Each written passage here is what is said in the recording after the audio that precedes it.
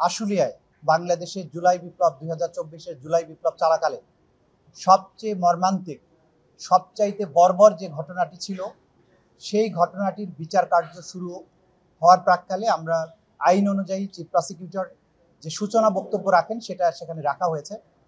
সেই ঘটনাটি হচ্ছে 5ই আগস্ট বিকেলবেলায় আশুলিয়া থানার সামনের রাস্তায় 6 জন আন্দোলনকারীকে গুলি করে হত্যার পর তাদের মধ্যে 5 জন নিহত অবস্থায় এবং একজন গুরুতর আহত অবস্থায় তাদেরকে প্রথমে একটা রিক্সা ভ্যানে, পরবর্তীতে সেখান থেকে পুলিশ ভ্যানে উঠিয়ে পেট্রোল ঢেলে আগুন দিয়ে পুড়িয়ে দেওয়া হয়।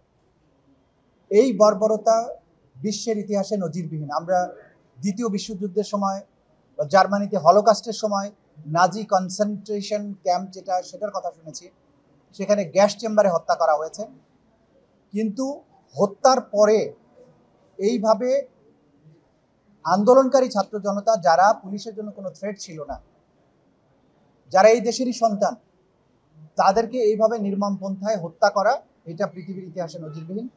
এবং সেই ঘটনায় 16 জনের বিরুদ্ধে বিচার কার্য চলছে, তার মধ্যে 8 জনকে গ্রেপ্তার করা হয়েছে, 8 জন পলাতক আছে। সেই ওপেনিং স্টেটমেন্টের মাধ্যমে তার আনুষ্ঠানিক পর্বটা শুরু হয়েছে। আগামীকাল থেকে সেই মামলা সাক্ষ্য গ্রহণ শুরু হবে। আমরা যেটা বলেছি যে আমাদের কাছে যে ধরনের এভিডেন্স আছে সেগুলো কোনো বিচ্ছিন্ন এভিডেন্স নয়, এগুলো অকাট্যভাবে প্রমাণ করার মতো একটা অকাট্য প্রমাণ শৃঙ্খল, যার মাধ্যমে আমরা এই বিচারটাকে অত্যন্ত স্পষ্টভাবে প্রমাণ করতে পারবো এবং দুনিয়ার যে কোনো আদালতেই যাওয়া হোক না কেন, এই সাক্ষ্য প্রমাণের ভিত্তিতে অপরাধীদের সাজা নিশ্চিত করা সম্ভব।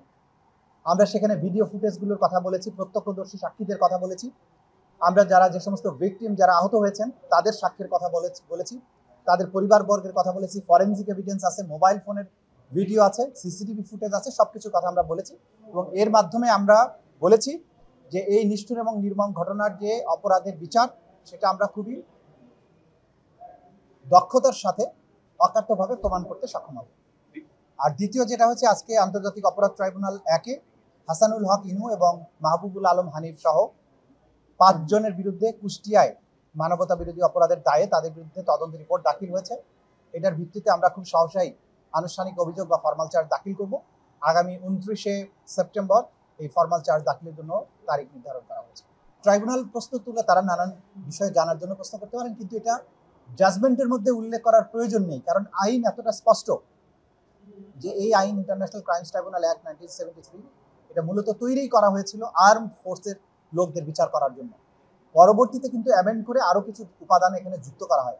সুতরাং এই প্রশ্ন তোলার সুযোগ নেই যে international crimes tribunal act armed ফোর্সেসের লোকদের বিচার করতে পারবে কিনা।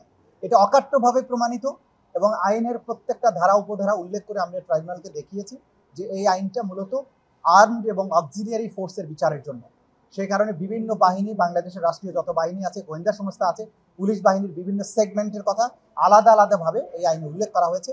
এদের মাধ্যমে সংগঠিত অপরাধ, যেটা ক্রাইমস এগেইনস্ট হিউম্যানিটি হবে, যেটা ওয়াইড স্প্রেড এবং সিস্টেম্যাটিক পদ্ধতিতে সংগঠিত অপরাধ হবে, সেই অপরাধের দায়ে এই ডিসিপ্লিন ফোর্সের বা আর্মড ফোর্সের লোকদের বিচার কেবলমাত্র আন্তর্জাতিক অপরাধ ট্রাইব্যুনালেই হতে পারবে, অন্য কোথাও নয়। সেটা কোনো আভ্যন্তরীণ সামরিক আদালতে নয়, বাংলাদেশে প্রচলিত যে সমস্ত ফৌজদারি আদালত আছে সেখানেও এটা করা সম্ভব নয়। এই আইনটা খুবই সুস্পষ্ট।